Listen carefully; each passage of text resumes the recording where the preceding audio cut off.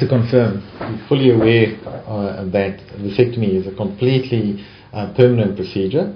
Even though they talk about the ability to reverse it, not all reversals are successful. In fact, the statistics show that only 25 to 50% of vasectomy reversals actually result in subsequent successful pregnancies.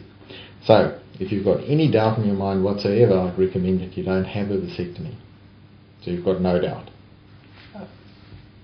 The other thing that you have to remember is that although vasectomy is the best form of sterilization, and it is more successful than any other form of contraception or sterilization, there's still a small chance that the tubes can re-anastomose after a successful vasectomy, and this risk is the biggest in the first 3 years after a vasectomy.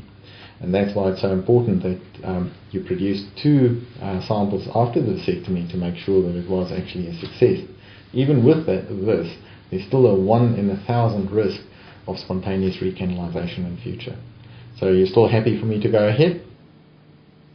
Okay. When we do a vasectomy, we need to know about the anatomy. That's the scrotum. This is your one testicle. That's the other testicle. There's the seminal vesicle, another seminal vesicle. That's where the tubes hook up and go to the outside. Sperm are made in your testis. It swims up and lives in the seminal vesicle. When you ejaculate, the seminal vesicle contracts and the ejaculate comes out. The vast majority of the ejaculate is actually food for the sperm that's made in the seminal vesicle.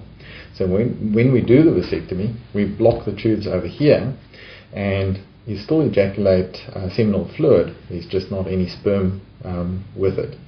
That's why it's so important that for the first 3 months after a vasectomy that you still carry on with your usual contraception to allow time for the sperm that's in the seminal vesicles to wash out.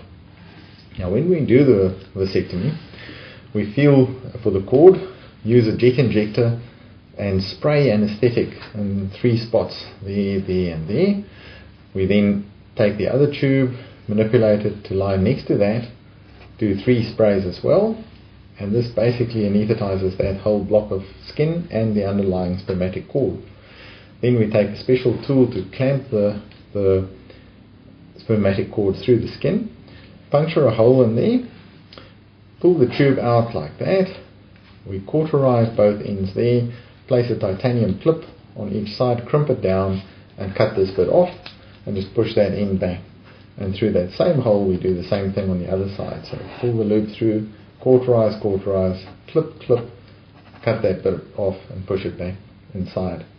We don't even put stitches in, we just place some antibiotic ointment over there and you're all set. It's as simple as that.